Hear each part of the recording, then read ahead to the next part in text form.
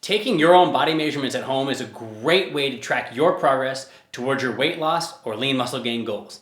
I'm going to show you how to do this very quickly and accurately every single time that you do it. You can measure any area of your body that you want, but there's 5 major areas that we kind of focus on. So going from bottom up, we're going to do your thigh, your hips, your stomach, your waist, and your chest. These are going to give you a very good idea of how your progress is coming along. And remember, these might not change a whole lot month to month, but even a half an inch change in any one of those spots, all of them together, that adds up to a lot, which is why the tape measure is such a great device and such a great way of tracking your progress. So the first thing that you're going to need is exactly what I have here, a tailor or seamstress measuring tape. If you don't have one of these, just use a string, a shoelace, anything that you can wrap around yourself, mark it off, and then use a rigid tape measure or a ruler. That'll work as well. But if you can pick one of these up, which you can find at pretty much any grocery store for virtually nothing. So let's start from the top and let's work our way down. Okay. For men and women, the chest measurement is going to be just slightly different, but I find it to be the most accurate with everybody that I work with. For men, we're just going to go right across your nipple line. Okay, so we're going to start, wrap your tape measure around yourself, find your nipple line. I like to measure just outside, just off to one side of my chest as opposed to in the middle where you have the divot, because you're going to end up kind of pushing down. This is slightly more accurate, just outside of your nipple, right across. Okay. Women, because of breast, we're going to go underneath the breast instead of across the nipple line, right where you have the crease. So go up as high as you possibly can. Same thing, wrap around, okay? And then you can choose to either do just outside of your body or right in the center. Either way works well. All right, working our way down, we're going to find your waist. Okay? Waist is just up above your belly button, just below your rib cage. What you're going to find, the easiest way to find this, is if you bend down to your side, you're going to have that spot where you get a very natural crease. So wrap your tape measure right around yourself, bend, find that crease, and that's going to put you right in position to take your measurement. Our third spot that we're going to work is your belly button. So, and right on top of your belly button, not above it, not below it, cover it, okay? So as you wrap around, we're just going to take it right on top of your belly button, wrap across. That's where that measurement's going to be at. Okay? We'll work our way down to your hips. It's the biggest part of your hips going across. The nice thing is that you'll pretty well find that you do it in the same spot naturally every single time. Just kind of put it right behind yourself, right around the middle of your butt. I like to find I got a spot kind of right in the front of my pelvic bone. That's where I go, right across, take that measurement. And then your final one is your thigh, which can be the trickiest one to find. It's the biggest, meatiest area of your thigh.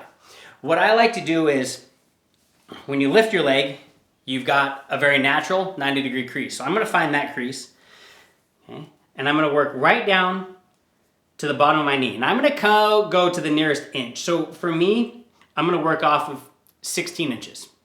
Okay? I'm going to go about halfway up. So half of 16 would be 8. 8's where I'm going to take my measurement. Drop my tape measure. Luckily I've got my finger there. Take my measurement, wrap around, and that should be halfway down, should be right about the thickest area of your thigh. So as you get used to doing that, you're going to notice that every time you'll put it in the same spot every single time, go down. I know for me that I'm right at 8, so I pop my finger there. All I'm doing is trying to find the best spot, but making sure that I do it the same way every single time. Some other things to keep in mind when you're taking your own body measurements at home. First off, less clothing, the better. If you're doing this at home by yourself or with a spouse, underwear is going to be the best way to go. Clothes can get in the way and they can change measurements from one month to the next, especially if you're wearing a different outfit. If you do want to wear clothes while you're doing this, you want tight-fitting, form-fitting, so none of what I'm wearing is the best way for me to go. I should have on maybe a tank top, maybe no shirt, pair of compression shorts, women a pair of leggings, something like that. But like I said, the less clothing, the better. The next thing is the time of day that you do this. Anything you eat throughout the day is going to make a difference. So what you want to do is get up in the morning, go to the bathroom, don't have any water, don't do anything else. Just get up, go to the bathroom, strip down, take your measurements, write them in your journal, call it good.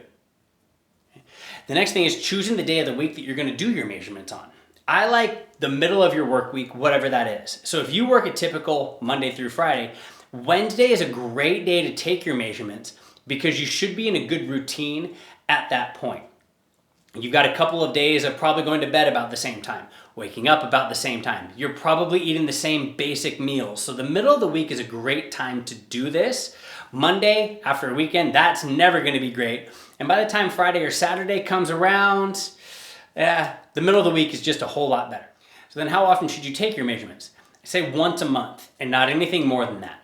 Week to week is not going to be enough for you to really see any change, but it might frustrate you a little bit. A month is far enough out that any change you're seeing should be true physiological change, but it's also fast enough that we can adjust and make any changes that you need to at that point. So once a month, choose around the same time of the month. Maybe you do it at the beginning of the month, maybe the 15th, maybe you center it around the time that you pay your bills or when one of your paychecks comes in. You just know that that's your time that you're gonna go and do it so that it's consistent every single time. Talk tape measures real quick. I mentioned it at the beginning. Seamstress or tailor's tape measure is a great way to go. I'll put a link down in the video. There are also tape measures that are designed for taking body measurements and they have a built-in tensioner. So you're gonna pull with the exact same amount of tension every single time.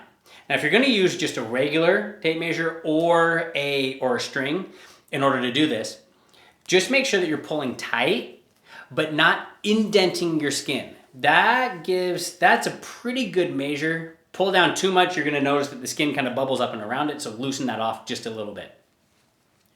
The other one that I like to do for the upper body measurements, the stomach, the waist, the chest, so before you take your measurement, take a deep breath in and then a very natural breath out through your nose. When you get to the end of your very natural breath out, that's where you're gonna take the measurement. So deep breath in. Right at the end of that natural breath out, that's when you're gonna take your measurement. Okay? For your thigh, you don't wanna have weight on that leg when you take the measurement because that's gonna cause those muscles to tense up. Okay, so instead, figure out which leg you're gonna do if you're only gonna do one or do both of them. But if I'm gonna do my left leg, I'm gonna get the tape measure around it and then I'm gonna stand on my right leg and just kind of let my left foot be on the ground, but not bearing much of my weight. That way those muscles are just kind of sitting there. Again, we're just looking for consistency every single time. We want to take the measurements the same way every single time so that we can be as accurate as possible and we know that changes don't have to do with me putting the tape measure in the wrong spot. Another key factor to keep in mind is that you want that tape measure to stay parallel with the ground all the way across. So what can happen with some people, especially when they're new to this, is you kind of wrap high and you got the tape measure higher in the back than in the front. And that's gonna make your measurement actually wider. So in the beginning, it can be good to either have a spouse or a partner, significant other helping you with your measurements or stand in front of a mirror, get it to where you want it to be, and then check side to side and make sure that that tape measure is just staying parallel with the ground.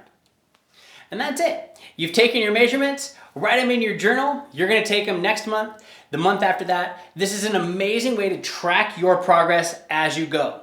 Remember that your body is not going to lose weight or gain muscle in any one specific area faster than another. Your body's gonna do what your body wants to do. So your stomach might be the last part that you lose weight, even though it's the first one that you want the weight to come off of. Don't worry about that. This is why we've got 5 different areas where we're tracking our measurements from. If nothing is changing the way that you want it to, then we've got some decisions to make. We need to look at how your exercise is going. What is your TDEE, your total daily energy expenditure? What does that look like? What's your diet? And we need to make some adjustments in order to move you towards your goals. Okay? But as long as any of those areas are making changes in the direction that you want, then you're on track.